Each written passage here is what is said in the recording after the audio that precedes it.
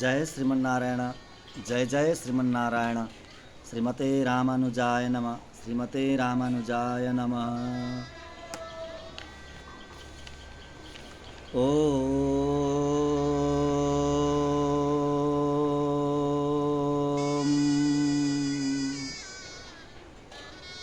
ओम अस्मद्गुरुभ्यो नमः। ओम अस्मत्परम गुरुभ्यो नमः। ओम अस्मत्सर्वगुरुभ्यो नमः। श्रीमते रामानुजाय नमः। काश्यपान्वय संजातं नारायणपदाश्रितं श्रीमन्नारायणं वन्दे यतीश्वरश्रियाजुषं वेदान्तद्वयतत्त्वज्ञं मन्त्रमन्त्रार्थदं गुरुं श्रीमन्नारायणाचार्य रामानुजयतिं भजे। तस्मै रामानुजार्याय नमः परमयोगिने यश्रुतिस्मृतिसूत्राणाम् अन्तर्ज्वरमशेषमत् वृन्दावनान्तर्गतं बलिनोऽनुजातं नीलर्षभावपशुमद्यगतं दिदृक्षो दृष्टस्त्वया किमिति याः सखी जनं सा गोदा स्वयं रमयते तुह्यरङ्गराजं गोदा विभूषणसुरं यवराभिधानं वृन्दावनावनिधिं करुणैकतानम् अर्चावतारनिचयेऽपि च यत्प्रधानं तदरङ्गदेशिकधनं शरणं शराणे तदरङ्गदेशिकधनं शरणं शराणे। ॐ लोकाचार्याय गुरवे कृष्णपादस्य शूनवे संसारभोगिसन्दष्ट जीवजीवातवे नमः। जीवजीवातवे नमः। ॐ सहना भवतु सहनौ भुनक्तु सह वीर्यं करवावहै तेजस्विनामधीतमस्तु मा विद्विषावहै। ॐ शान्ति शान्ति शान्तिः। हरिः ॐ।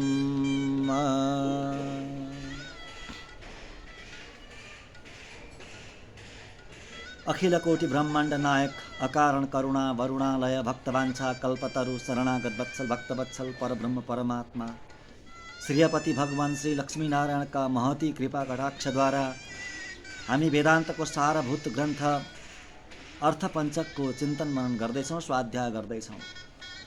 भगवानका असीम कृपाले हामी पाँचवटा विषय जो शास्त्रको सार हो र जान्नै पर्ने विषय हो, प्रत्येक मनुष्यले त्यसमा पनि प्रपन्न वैष्णवले नजानी नहुने अत्यन्तै महत्त्वपूर्ण विषय अर्थपञ्चक पाँचवटा विषय त्यसको हामी चिन्तन गर्दैछौँ। हामी अन्तिम स्वरूप विरोधी स्वरूपमा छौँ। चारवटा अरू स्वरूपलाई श्रवण गरिसकेर अब हामी अन्तिम विरोधी स्वरूपको हामी श्रवण गर्दैछौँ। विरोधी स्वरूप पनि पाँचवटा हुन्छन्। स्वस्वरूप विरोधी, परस्वरूप विरोधी, उपाय स्वरूप विरोधी, पुरुषार्थ स्वरूप विरोधी र प्राप्ति विरोधी भनेर पाँचवटा भेद बताउनु भएको छ विरोधी स्वरूपको पनि। विरोधी भनेको विरोध गर्ने भन्ने अर्थ हुन्छ। अपोजिट, विरोध गर्ने, हुन नदिने, वास्तविक त्यो जुन चिज हो त्यो चिजको बोध हुन नदिने, ज्ञान हुन नदिने, त्यसको यथार्थ स्वरूपमा स्थित हुन नदिने भन्ने अर्थ हुन्छ विरोधी स्वरूप।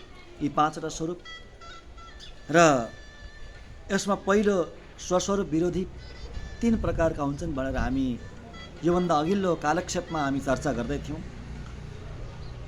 स्वस्वरूप विरोधी 3 प्रकारका हुन्छन्, 3 प्रकारले बाँड्नु भएको छ, 3टा पोइन्ट बताउनु भएको छ स्वस्वरूप विरोधीका। पहिलो विरोधी स्वरूपको पहिलो विरोधी स्वस्वरूप विरोधी, त्यसलाई 3टा पोइन्टमा 3टा बुँदामा अलग अलग गरेर हेर्नुभयो ज्ञानी आचार्य लोकाचार्य स्वामीजीले है। के भन्नुहुन्छ भने विरोधी वर्गे स्वस्वरूप विरोधी नाम देहात्माभिमान अन्य शेषत्वम स्वस्वातन्त्रञ्च भनेर सबभन्दा पहिला देहाभिमान हुनु, देहात्माभिमान हुनु। देहात्माभिमान भनेको देहलाई नै आत्मा ठान्नु, यो शरीर नै आत्मा हो, अर्को आत्मा तत्त्व छैन भनेर मान्नु, त्यो देहात्माभिमान हो, त्यो स्वस्वरूप विरोधी हो। आत्माको स्वरूपको ज्ञानको विरोधी हो यो। आत्मा अलग हो, देह अलग हो। आत्माको दर्शन हामीले योभन्दा अगाडिको कालक्षेपमा गरिसकेका छौँ। बुद्धिरूपी नेत्रले, विवेकरूपी नेत्रले आत्माको दर्शन हुन्छ, आत्माको अनुभव हुन्छ, आत्माको राम्ररी आत्मानुभव हुन्छ भनेर हामीले चर्चा गरिसक्यौँ। त्यसैले आत्मा र देहलाई अलग अलग ठान्नु त्यो वास्तविक स्वरूप हो। परन्तु त्यस्तो नठानेर यो आफ्नो शरीर नै, यो 7 हातको शरीर नै, आफ्नो 7 हातको शरीर नै आत्मा हो, अर्को कुनै आत्मतत्त्व छैन भनेर ठान्नु त्यो विरोधी हो, स्वस्वरूप विरोधी हो। र अर्को अन्य शेषत्वम, अन्य शेषत्व, यो धेरै महत्त्वपूर्ण यो पोइन्ट हो र यो खोल्ने योग्य पनि छ। अन्य शेषत्वम, हेर्नु, आत्मा र परमात्माको बिचमा शेष-शेषी सम्बन्ध हुन्छ। शेष-शेषी सम्बन्ध 9 प्रकारका सम्बन्ध हुन्छन् आत्मा र परमात्माको बिचमा। त्यसमा एउटा सम्बन्ध हो शेष-शेषी सम्बन्ध। ईश्वर भगवान शेषी हुनुहुन्छ भने आत्मा शेष हो। शेषी भनेको पूर्ण, समग्र भन्ने अर्थ हुन्छ। समग्र, पूर्ण, मालिक, स्वामी भन्ने अर्थ हुन्छ। शेष भनेको त्यो समग्रको, त्यो पूर्णको एउटा सानो भाग, एउटा पार्ट, त्यो पूर्ण भागको सम्पत्ति भन्ने अर्थ हुन्छ शेष। त्यसैले भगवान नारायण, भगवान श्रीमन नारायण शेषी हुनुहुन्छ, समग्र हुनुहुन्छ, पूर्ण हुनुहुन्छ भने आत्मा त्यो शेषीको, त्यो नारायणको शेष हो, त्यो नारायणको सम्पत्ति हो, त्यो नारायणको एउटा पार्ट हो। भगवानले भन्नु भएन गीतामा, ममै वांशो जीवलोके जीवभूत सनातन भनेर भन्नुभयो। अंश हो, परमात्माको अंश हो यो आत्मा, ईश्वरको अंश हो, नारायणको अंश हो, भगवान श्रीकृष्णको अंश हो यो आत्मा। त्यसैले हो त्यस्तो शेषी सम्बन्ध छ आत्मा र परमात्माको बिचमा, भगवान र आत्माको बिचमा, ब्रह्म र यो आत्माको बिचमा त्यस्तो सम्बन्ध छ। अब यहाँ ईश्वर, भगवान, ब्रह्म, परमात्मा भनेर केवल नारायणलाई मात्रै बुझिन्छ। शास्त्रले त्यही बुझाएको छ। अरूलाई भगवान भन्ने शब्द लागु हुँदैन, अरू देवताहरूमा त्यो शब्द लागु हुँदैन। भगवान भन्ने शब्द केवल नारायणमा मात्रै लागु हुन्छ। त्यसैले भगवानको यो शेष हो, ईश्वरको शेष हो। त्यस्तो नठानेर म अरूको शेष हुँ, भगवान नारायणको म होइन, म अरू कुनै देवी देवताको हुँ, शेष हुँ, अथवा म संसारी आफ्ना देह सम्बन्धीको शेष हुँ, सम्पत्तिको शेष हुँ, मेरो आफ्नो सम्पत्तिको म शेष हुँ, यस्तो ठान्नु अर्को स्वस्वरूप विरोधी हो। स्वस्वरूप विरोधी, यो आत्मा भगवानको मात्रै हो, भगवान नारायणको मात्रै शेष हो, भगवान नारायणको मात्रै वस्तु हो, सम्पत्ति हो, अरू कसैको हुनै सक्दैन। स्वरूपै त्यस्तो छ यसको, अरूको बन्नै सक्दैन, हुनै सक्दैन। यसको जन्मसिद्ध स्वरूप नै त्यस्तो छ। जन्मसिद्ध भनेको आत्माको स्वरूप नै त्यस्तो छ। आत्माको न त जन्म हुन्छ न त मृत्यु हुन्छ, स्वरूप नै त्यस्तै छ आत्माको है। अन्य शेषत्वम, यसरी अरूको शेष मान्नु अर्को विरोधी हो, स्वस्वरूप विरोधी हो। अर्को अन्तिम पोइन्ट, तेस्रो पोइन्ट, स्वस्वातन्त्र्यञ्च, आफूले आफूलाई, स्व भनेको आफूले आफूलाई, स्वातन्त्र्यञ्च, स्वातन्त्र्य, आफूले आफूलाई स्वतन्त्र ठान्नु। म कसैको होइन, म ईश्वरको होइन, म आफू स्वतन्त्र छु, म आत्मा हुँ। आफ्नो आत्माको स्वरूप आत्माले स्वीकार गर्यो, आत्माले स्वीकार गर्यो, यो शरीरदेखि भिन्न आत्मा हो भन्ने पनि स्वीकार गर्यो। परन्तु स्वीकार गरिसकेपछि उसले के ठान्यो भने म आत्मा हुँ, परन्तु म स्वतन्त्र छु, म कसैको होइन। त्यो ठान्नु अर्को तेस्रो स्वस्वरूप विरोधी हो। आत्मा स्वतन्त्र छैन, आत्मा ईश्वरको परतन्त्र हो, भगवान् नारायणको वस्तु हो। त्यसैले भगवान् श्रीहरिले श्रीमन्नारायणले जसरी चलाउनुहुन्छ यो आत्मालाई त्यसरी चलाउन सक्नुहुन्छ। जहाँ राख्न चाहनुहुन्छ त्यहाँ राख्न सक्नुहुन्छ। ईश्वरको सङ्कल्पको अधीनमा छ यो आत्मा, किनभने ईश्वरको वस्तु हो, भगवान् श्रीहरिको श्रीमन्नारायणको वस्तु हो। त्यसैले यो स्वतन्त्र कदापि पनि छैन। भगवान्को नितान्त परतन्त्र, भगवान्को अभिन्न यो दास हो, यसको स्वरूप नै त्यस्तो छ। त्यसैले आफूले परमात्मा भगवान् श्रीहरिको दास, भगवान् हरिको परतन्त्र हो भन्ने ठान्नु नै वास्तवमा स्वस्वरूप अनुरूप हो। र त्यस्तो नठानेर म स्वतन्त्र हुँ, म कसैको होइन भनेर ठान्नु त्यो स्वस्वरूप विरोधी हो। यसरी यो पहिलो विरोधी, 5वटा विरोधी मध्येमा स्वस्वरूप विरोधी पहिलो विरोधी। अब अर्को विरोधी परस्वरूप विरोधी, परत्व स्वरूप विरोधी। के लेख्नुहुन्छ त्यसको बारेमा? परत्व विरोधी नाम देवान्तरेषु परत्व प्रतिपत्तिः समत्व प्रतिपत्तिः क्षुद्र देवता विषयेषु शक्ति योग प्रतिपत्तिः अवतारेषु मनुष्यत्व प्रतिपत्तिः अर्चावतारेश्व शक्ति प्रतिपत्तिश्च। 37औं यो चूर्णिकामा बताउनुहुन्छ परत्व विरोधी अथवा परस्वरूप विरोधी, दोस्रो विरोधी स्वरूपको दोस्रो स्वरूप, दोस्रो विरोधी। परत्व विरोधी भनेको भगवान सम्बन्धी विरोधी, परस्वरूप भनेको ईश्वर, ईश्वर सम्बन्धी विरोधी स्वरूप। हेर्नु, भगवान् श्रीमन्नारायण श्रीहरि परतत्व हुनुहुन्छ। नारायण नै परतत्व हो, नारायण नै परम देवता हो, सर्वशक्तिमान, सबैभन्दा उत्कृष्ट, सबैभन्दा श्रेष्ठ देवता नारायण। त्यही नारायण नै ब्रह्म हो। ब्रह्म भनेको को त भन्ने कुरो वेदले बताएकै छ। वेदलाई जान्ने हो भने, वेदलाई हेर्ने हो भने, वेदलाई जान्ने हो भने, वेदमा के छ भन्ने कुरो बोध गर्ने हो भने वेदमा भएको पुरुष सूक्तलाई हेर्नु भनेर शास्त्रले नै आज्ञा गरेको छ।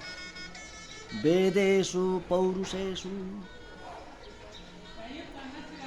वेद हेर्ने हो भने पुरुष सूक्तलाई हेर्ने। वेदेषु पुरुष सूक्तम, वेदलाई हेर्ने भने पुरुष सूक्तलाई हेर्ने। पुरुष सूक्तले के गरेको छ भन्दा ब्रह्मको निरूपण गर्दै गर्दै गर्दै गर्दै गर्दै गएको छ, हैन?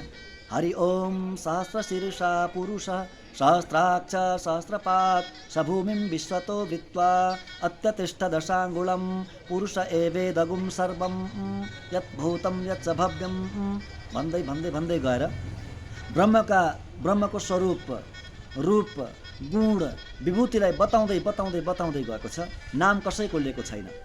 विष्णु, शिव, ब्रह्मा, इन्द्र, रुद्र, वरुण कसैको नाम लिएको छैन, कुनै देवताको नाम लिएकै छैन।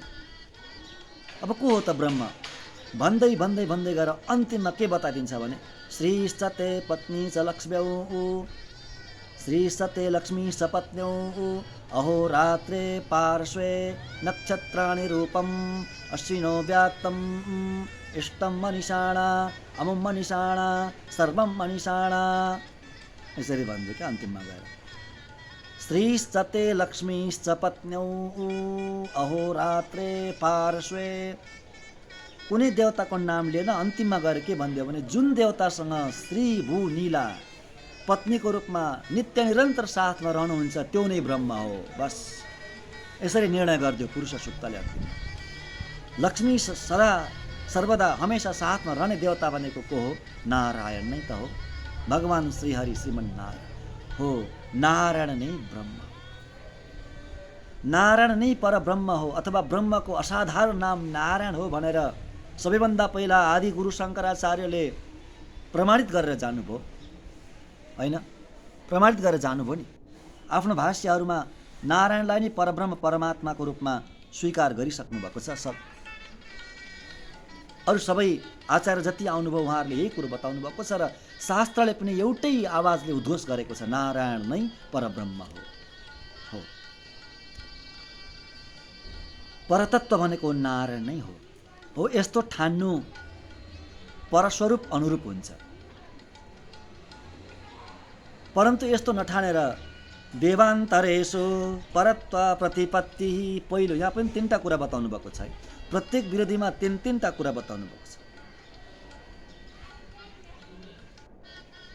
प्रधान रूपले देवान्तरेषु परत्व प्रतिपत्ति, त्यस्तो नठानेर भगवान नारायण नै परब्रह्म परमात्मा हुनुहुन्छ भन्ने नठानेर, श्रीमन्नारायण नै परतत्व हो भन्ने नठानेर, उहाँदेखि अतिरिक्त अन्य देवताहरू,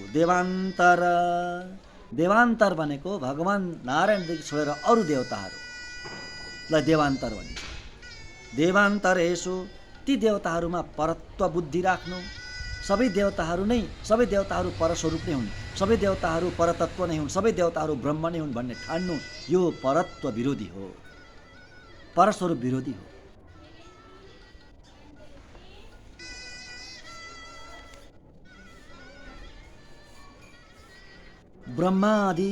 ब्रह्माजीदेखि लिएर अरू सबै देवताहरू यी देवता हुन्, देवता कोटिमा पर्नुहुन्छ। देवता र ईश्वर, देवता र ब्रह्ममा धेरै ठुलो भेद हुन्छ। ती देवताहरूलाई पनि नियमन गर्ने हो ब्रह्म। ती देवताहरूलाई पनि अन्तर्यामी रूपले भित्र प्रवेश गरेर शासन गर्नेको नाम हो विष्णु। प्रवेशने धातुबाट विष्णु भन्छ नि। प्रवेश गर्न सक्ने शक्ति केवल विष्णु नारायणमा छ अन्तर्यामी रूपले। त्यसैले देवता हुनुहुन्छ, ब्रह्म ईश्वर हुनुहुन्छ। ईश्वर एउटा हुन्छ, धेरै हुँदैन ईश्वर भने।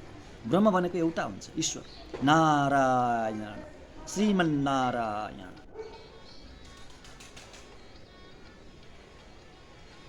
परम सत्य एउटा नारायण।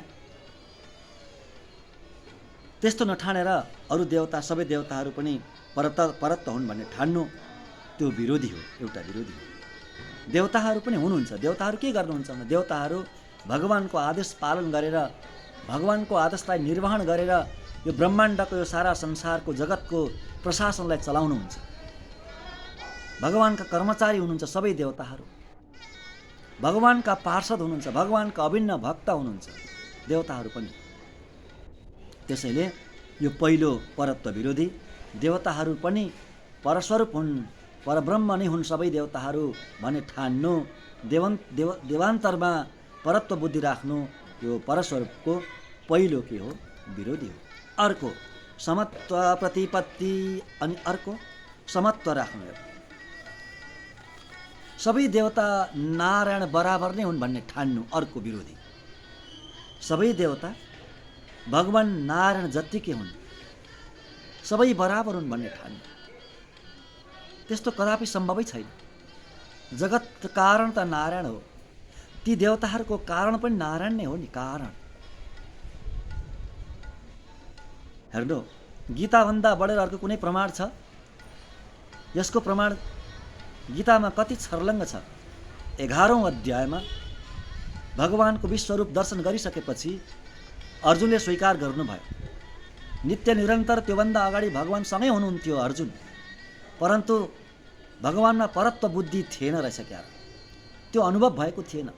भगवान हुनुहुन्छ भन्ने हुँदाहुँदै पनि देह सम्बन्ध, आफ्नो मामाको छोरो, मेरो मामाको छोरा हुन् भन्ने भावना बलियो थियो।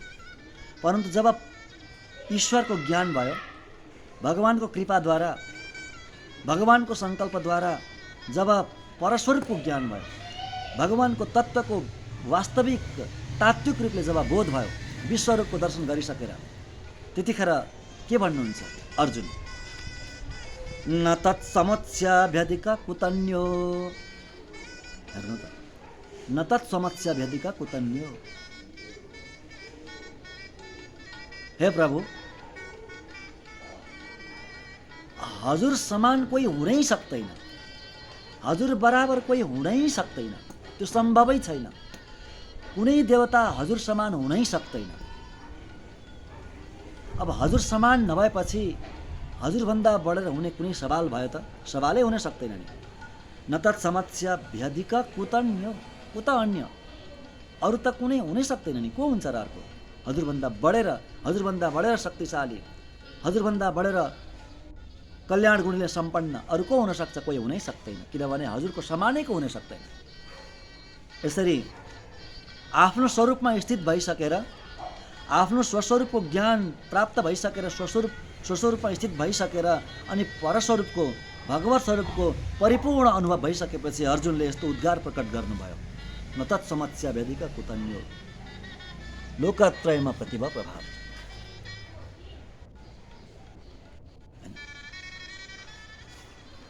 त्यसैले भगवानमा समत्त बुद्धि राख्नु यो अर्को के हो? स्वरूप विरोधी हो, परस्वरूप विरोधी हो। फेरि अगाडि बताउनुहुन्छ, क्षुद्र देवता विषयेषु शक्ति योग प्रपत्ति। क्षुद्र देवता विषयेषु, क्षुद्र देवता भनेको अल्प शक्तियुक्त देवताहरू। भगवानको अगाडि देवताहरूको कुनै त्यस्तो शक्ति नै छैन। के शक्ति छ? देवताहरूको शक्ति पनि त्यो ईश्वरले दिएको, भगवान श्रीमन्नारायणले दिएको त्यो शक्ति हो। भगवान श्रीमन्नारायणको शक्तिको अगाडि देवताहरूको शक्ति अति नै तुच्छ हो। त्यसैले क्षुद्र देवता भनेको यहाँ अल्पशक्ति भएका, अल्पशक्तिले युक्त ती देवताहरू, ससाना देवताहरूमा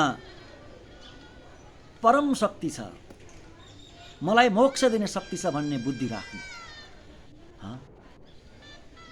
संसारको सृष्टि स्थिति प्रलय गर्ने शक्ति ती देवताहरूमा छ र मलाई मुक्ति दिने, मोक्ष दिने शक्ति ती देवताहरूमा छ भन्ने बुद्धि राख्नु अर्को विरोधी हो, अर्को परस्वरूप विरोधी हो।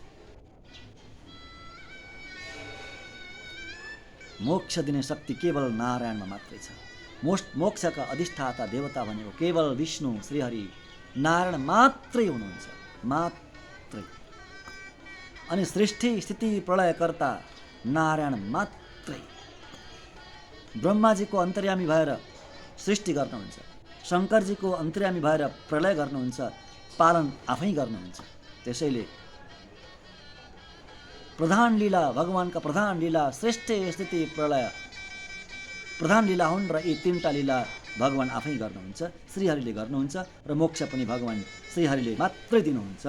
परन्तु त्यस्तो नठानेर सबै देवताहरूले, अरू पनि सबै देवताहरूले सृष्टि स्थिति प्रलय गर्नुहुन्छ, उहाँमा परम शक्ति छ र मलाई मोक्ष पनि दिनुहुन्छ भन्ने ठान्नु अर्को परस्वरूप विरोधी हो। क्षुद्र देवता विषयेषु शक्ति योग प्रतिपत्ति। अब फेरि अर्को बताउनुहुन्छ, प्रधान रूपले यी तीनवटा कुराहरू बताउनुभयो। अब अरू पनि केही बताउनुहुन्छ विरोधी, परस्वरूप विरोधी, भगवानमा हुने विरोधी, भगवान प्रति कस्तो बुद्धि राख्नुपर्ने, त्यो बुद्धिको विरोधी क्या, परस्वरूप विरोधी। अवतारेषु मनुष्यत्व प्रतिपत्ति। अवतारेषु भनेको अवतारहरूमा, भगवानले अवतार लिएर आउनुहुन्छ, राम कृष्ण आदि अवतार, त्यो अवतारमा मनुष्य प्रतिपत्ति, मनुष्यको बुद्धि राख्नु। मान्छे त हुन् नि, रामकृष्ण मान्छे हामी जस्तै हुन्, हामी जस्तै जन्मेर आए, अलिक केही श्रेष्ठ कार्य गरे, त्यसले नाम प्रख्यात भयो, गुणगान गाइयो, आखिर हुन् त मान्छे नै, त्यो ठान्नु अर्को विरोधी, परस्वरूप विरोधी। अवतार लिएर आउने रामकृष्ण, मनुष्य रूपमा आउने, जुनसुकै रूपमा आउने प्रभु, कहिले देवताको रूपमा आउनुहुन्छ अवतार लिएर, कहिले मनुष्य रूपमा आउनुहुन्छ, कहिले त स्थावर तिर्यक रूपमा पनि आउनुहुन्छ, पशु पक्षीको रूपमा पनि आउनुहुन्छ, कहिले हेर्नु होइन, जलचरको रूपमा पनि आउनुहुन्छ, मत्स्य कुर्म वराह नृसिंह वामन आदि विभिन्न रूपमा आउनुहुन्छ भगवान। परन्तु उहाँ त्यो रूपले देखिए पनि उहाँ परब्रह्म परमात्मा ईश्वर नै हुनुहुन्छ, वैकुण्ठनाथ भगवान श्रीमन्नारायण नै हुनुहुन्छ। मनुष्य बुद्धि कदापि पनि राख्नु हुँदैन। रामकृष्ण मनुष्यको रूपमा देखिए तापनि उहाँ परब्रह्म परमात्मा नै हुनुहुन्छ। त्यस्तो बुद्धि राख्यो भने त्यो के भयो भन्दाखेरि, त्यो मनुष्य बुद्धि राख्यो भने परस्वरूप विरोधी भयो, परत्व विरोधी भयो। अवतारेषु मनुष्यत्व प्रतिपत्ति। वैकुण्ठनाथ भगवान जसरी बस्नुभएको छ वैकुण्ठमा, त्यति नै शक्ति लिएर, त्यति नै कल्याण गुणले युक्त भएर आउनुभएको हुन्छ अवतार लिएर भगवान, अवतारको दशामा पनि। अन्तिममा बताउनुहुन्छ अर्चावतारे स्वशक्ति प्रतिपत्तिश्च। अब अर्चावतार, अर्चा भनेको हामीले अस्ति चर्चा गरेकै छौँ। अर्चा भनेको भगवानको विग्रह, अर्चा विग्रह मूर्तिको नाम। मन्दिरमा विराजमान भगवान, मूर्तिको रूपले विराजमान भगवान पनि अवतार नै हुनुहुन्छ। त्यो रूपमा अवतार लिएर आउनुभएको। जति शक्ति ईश्वरमा छ, वैकुण्ठनाथ भगवानमा, वैकुण्ठमा बस्ने भगवानमा जति शक्ति छ त्यति नै शक्तिले सम्पन्न हुनुहुन्छ त्यो मूर्तिको रूपमा। हाम्रो कल्याणको लागि, जगतको कल्याणको लागि त्यस्तो रूपले बस्नुभएको छ। नबोल्ने, अशक्त जस्तो भएर, शक्तिहीन जस्तो भएर बस्नुभएको छ। अर्चकको पराधीन भएर, मनुष्यको भक्तको पराधीन भएर बस्नुभएको छ भक्तकै कल्याणको लागि। परन्तु हुनुहुन्छ परब्रह्म परमात्मा। त्यस्तो शक्तिशाली प्रभुलाई, त्यस्तो शक्तिशाली भगवानलाई, अर्चा विग्रहलाई शक्तिहीन ठान्नु, केही पनि शक्ति छैन, बोल्नु पनि हुन्न, कुनै चेष्टा पनि गर्नुहुन्न, यो त एउटा मूर्ति त हो नि भन्ने ठान्नु, यो अर्को विरोधी हो, जघन्य विरोधी हो। यो परस्वरूप विरोधी, परत्व विरोधी हो। त्यति मात्रै होइन, त्यो विग्रहलाई पदार्थको बुद्धिले हेर्नु, त्यो भगवानको मूर्ति, त्यो विग्रहलाई पदार्थको रूपले हेर्नु। ओ यो त पाषाणले बनेको, पाषाण हो नि, यो त ढुङ्गो त हो नि भन्नु, शिला हो, काष्ठ काठ हो, माटोको हो, यस्तो बुद्धिले हेर्नु। चित्र छ भने यो त लेखेको चित्र त हो नि, यस्तो बुद्धिले हेर्नु। विरोधी, ठुलो विरोधी, परस्वरूप विरोधी।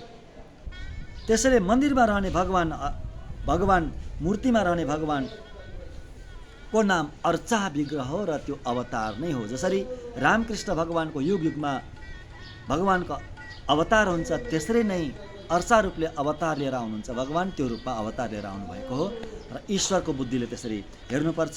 त्यस्तो नहेरेर शक्तिहीन एउटा मूर्तिको रूपमा मात्रै हेरिन थालियो भने के भयो भन्दा त्यो विरोधी भयो, परत्व विरोधी।